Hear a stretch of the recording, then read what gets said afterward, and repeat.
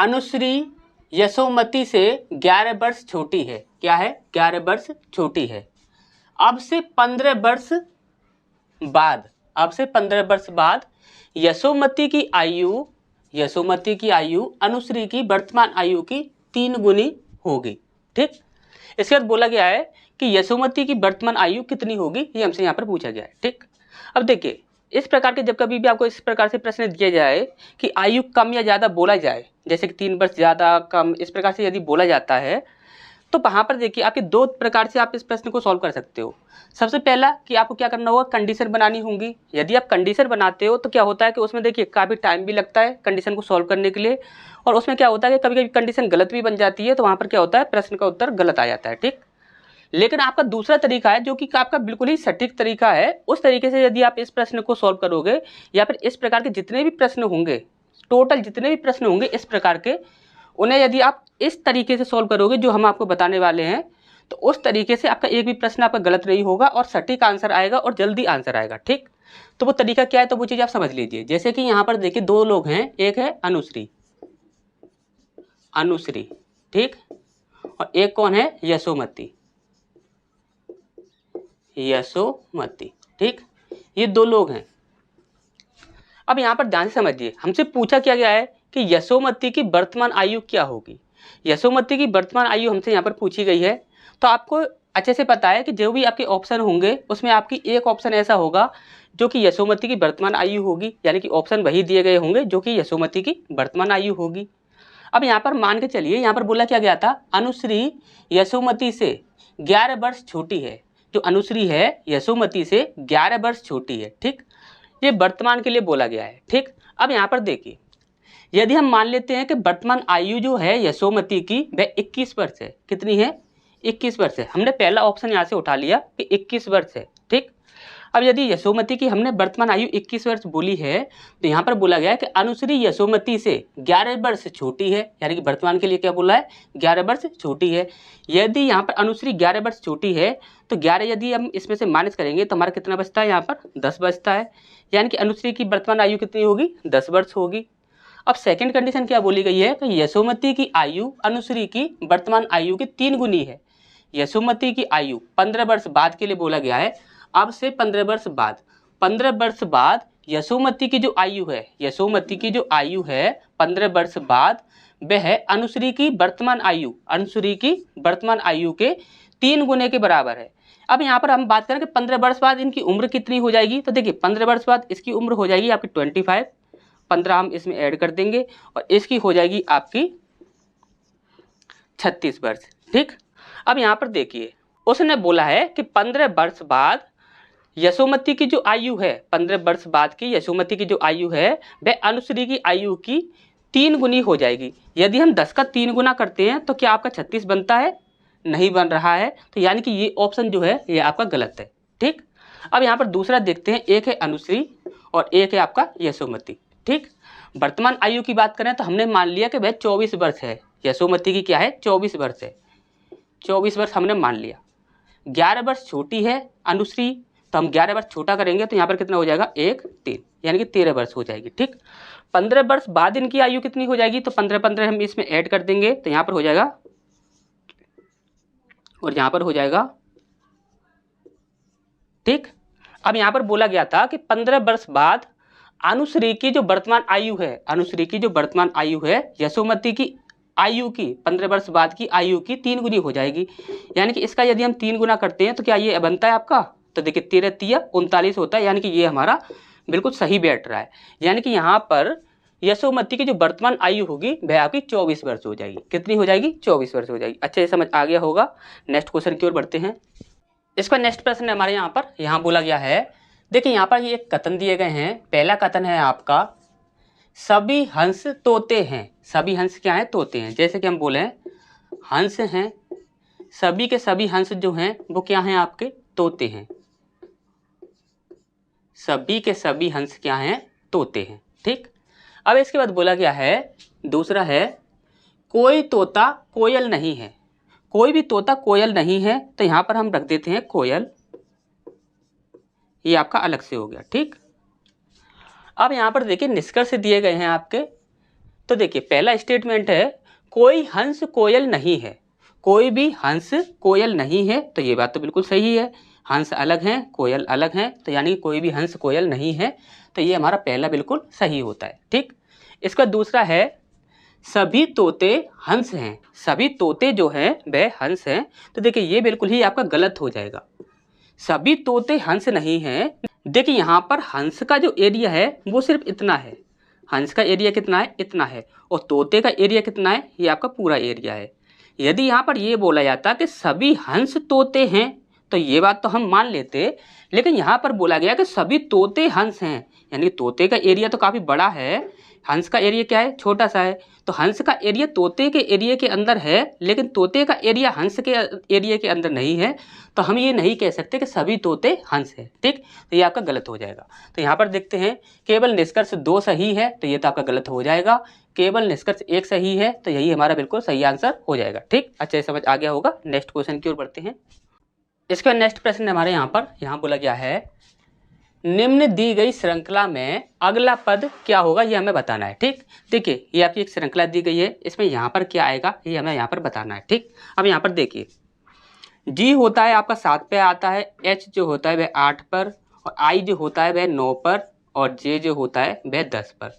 अब आप यहाँ पर देख रहे हो 7 से 8 एक जुड़ गया, 8 से 9 एक जुड़ गया, 9 से 10 एक जुड़ गया, तो 10 से यहाँ पर क्या हो जाएगा 11 हो जाएगा, और 11 पर क्या आता है आपका के आता है। ठीक, अब इसके बाद यहाँ पर देखोगे तो 5 से 6, 6 से 7, 7 से 8, तो 8 से क्या हो जाएगा 9 हो जाएगा, यानी कि 9K हमारा यहाँ पर आंसर होना चाहिए। ठीक, तो 9K कहाँ पर है, तो देखिए बी ऑप्शन हमारे यहाँ पर सही हो जाएगा। ठीक, अच्छा समझ आ गया होगा। नेक्स्ट क्वेश्चन की ओर बढ़ते हैं।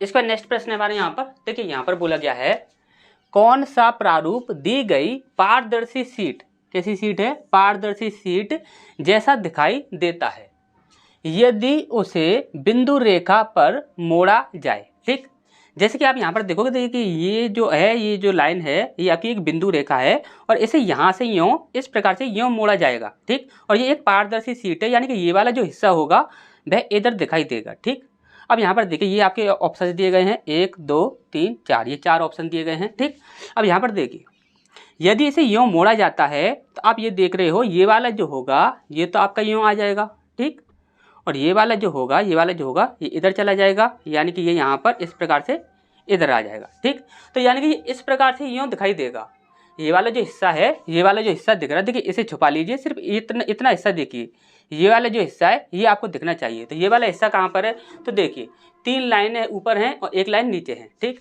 अब यहाँ पर देखिए 1 2 3 3 लाइन ऊपर है, 1 लाइन नीचे है, यानी कि ये वाला तो हमारा सही है। ठीक, इसके बाद और देखते हैं, तो यहाँ पर देखिए 2 लाइनें हैं, तो ये आपका गलत हो जाएगा। यहाँ पर देखेंगे तो यहाँ पर भी 2 लाइनें हैं, ये भी गलत हो जाएगा। यहाँ पर भी आपकी 2 लाइनें हैं, तो ये भी आपका गलत हो जाएगा। ठीक, तो यहाँ पर आपका सही आंसर क्या होगा, ए होगा। ठीक, तो ए कहाँ पर है, तो ए देखते हैं, तो यहाँ पर बी ऑप्शन में है हमारा ए। ठीक, अच्छे समझ आ गया होगा। नेक्स्ट क्वेश्चन की ओर बढ़ते हैं।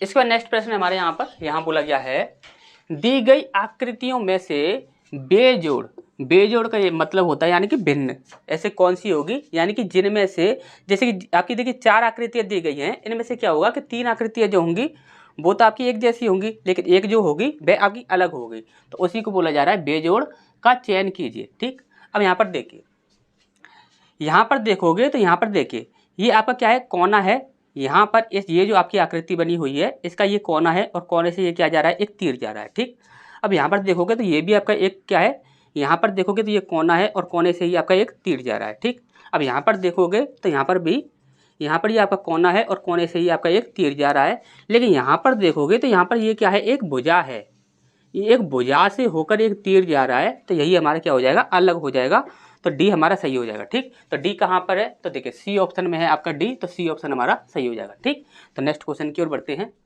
इसके बाद नेक्स्ट प्रश्न हमारे यहाँ बोला गया है दिया गया व्यंग चित्र किसी, देखिए ये आपका एक चित्र दिया गया है। ठीक, किसी कक्षा के उन विद्यार्थियों को दर्शाता है जो 3 खेल एम एन और एल खेलते हैं। ठीक, एम एन और एल। ठीक, अब यहाँ पर बोला गया है खेल एम को खेलने वाले विद्यार्थियों की कुल संख्या क्या होगी, यहाँ पर हमसे कुल संख्या पूछी गई है। ठीक, हमसे पूछा गया है एम के बारे में। ठीक, तो ये एम जो खेल है उसका यहाँ पर आप देख रहे हो, उसका सर्कल क्या है, ये है।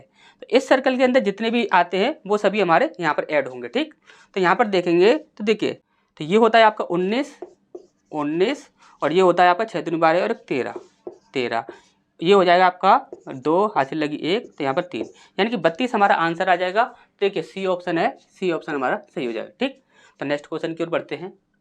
इसका नेक्स्ट प्रश्न हमारे यहाँ बोला गया है, दिए गए प्रश्न आकृति में दोनों आकृतियों से कौन सी आकृति बनाई जा सकती है। देखिए यहाँ पर एक तो आकृति आपकी ये दी गई है, ठीक, और एक आकृति आपकी ये दी गई है, ठीक। यहाँ पर प्रश्न आकृति में आपकी ये 2 आकृति दी गई हैं। अब इन दोनों आकृतियों को मिलाकर कौन सी आकृति बनाई जा सकती है, ये हमसे यहाँ पर पूछा गया है, ठीक। तो ए बी सी डी, ठीक। अब यहाँ पर आप देखिए, ये जो है ये इस प्रकार से आपका बना हुआ है, ठीक, इस प्रकार से ये आपका बना हुआ है। अब इसे देखोगे तो इसे यदि हम उठाकर यदि हम यहाँ पर पीछे की साइड लगा दें तो ये किस प्रकार से हो जाएगा, तो ये आपका कुछ इस प्रकार से बन जाएगा, ठीक। तो इस प्रकार से ये आपकी एक आकृति बनाई जा सकती है। अब ऐसा आप देख लीजिए, ऐसा कहाँ पर दिख रहा है, तो यहाँ पर देखिए ए में नहीं है, बी में आपको ये दिख रहा है, सी में भी आपका ऐसा नहीं है, ठीक, और डी में भी आपका ऐसा नहीं है, ठीक। तो यहाँ पर सही आंसर हमारा क्या होगा, यहाँ पर बी है। तो बी किस ऑप्शन में है, तो देखिए डी ऑप्शन में है आपका बी, तो डी ऑप्शन हमारा सही हो जाएगा, ठीक। तो नेक्स्ट क्वेश्चन की ओर बढ़ते हैं। इसका नेक्स्ट प्रश्न हमारे यहाँ बोला गया है, यदि ई तथा ए बी की पुत्रियां हैं तथा ए का विवाह वी से हुआ है तो वी का ई से क्या संबंध होगा, ये हमें यहाँ पर बताना है, ठीक। जैसे कि यहाँ पर बोले, यदि ई तथा ए बी की पुत्रियां हैं, तो ये देखिए बी है, बी की पुत्रियां हैं, लेकिन हमें बी के बारे में ये नहीं पता कि बी स्त्रीलिंग है या पुल्लिंग है, ठीक। तो यहाँ पर हम इसे साइन नहीं दे सकते, लेकिन ई और ए जो हैं वह पुत्रियां हैं, तो यानी कि ई जो है वह क्या है, गर्ल है, और ए जो है वह क्या है, गर्ल है, ठीक।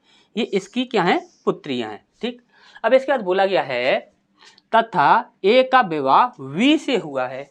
ए जो है इसका विवाह हुआ है वी से विवाह हुआ है। देखिए ये यदि लड़की है तो विवाह किससे होगा, लड़के से होगा, यानी कि इसे साइन क्या देंगे, प्लस देंगे, ठीक। इन दोनों का विवाह हुआ है, ठीक। अब इसके बाद बोला गया है, तो वी का ई से क्या संबंध है, तो वी जो है, ई जो है, इन दोनों के बीच में रिलेशन क्या होगा, ये हमसे यहाँ पर पूछा गया है। तो आपको अच्छे से पता है कि यदि ये दोनों बहनें हैं तो बहनें हैं, और इसका यदि शादी इसके साथ हुई है तो ये इसे क्या कहेगी, जीजा कहेगी। यदि जीजा कहेगी तो आप क्या कहेंगे यहाँ पर, ब्रदर इन लॉ, ठीक। अच्छा समझ आ गया होगा। नेक्स्ट क्वेश्चन की ओर बढ़ते हैं। इसके बाद नेक्स्ट प्रश्न है हमारे यहाँ बोला गया है, लीना ने अपने दोस्त से 2 लड़कियों का परिचय कराते हुए कहा कि ये लड़कियां मेरे पिता की इकलौती बहन की पुत्रियां हैं। लीना का उन लड़कियों से क्या संबंध होगा, ये हमसे यहाँ पर पूछा गया है, ठीक। अब यहाँ पर देखिए, लीना ने अपने दोस्त से 2 लड़कियों का परिचय कराते हुए कहा कि लड़कियां जो हैं, लड़कियां, एक है लीना, ठीक, लीना, लड़कियां मेरे पिता, लीना के पिता, मेरे पिता की इकलौती बहन, पिता की बहन, ठीक, ये पिता की बहन है, ठीक, इकलौती बहन की पुत्रियां हैं। लीना ने कहा ये दोनों क्या हैं, पुत्रियां हैं। यहाँ पर 2 लड़कियां हैं, कोई भी हम मान लेते हैं, यहाँ पर ए और बी, इस प्रकार से हम मान लेते हैं 2 लड़कियां हैं, ये इनकी पुत्रियां हैं, ठीक। अब आपको अच्छे से पता लग गया होगा कि लीना का उन लड़कियों से क्या संबंध होगा, लीना और ये लड़कियां, ठीक। आपको अच्छे से पता है कि पिता जो होता है, पिता की जो बहन होती है वह बुआ कहलाती है, और बुआ के जो बच्चे होते हैं वह क्या कहलाते हैं, चचेरे भाई बहन कहलाते हैं। चचेरे भाई बहन कहलाते हैं, तो हम यहाँ पर हम क्या बोलेंगे, कजिन,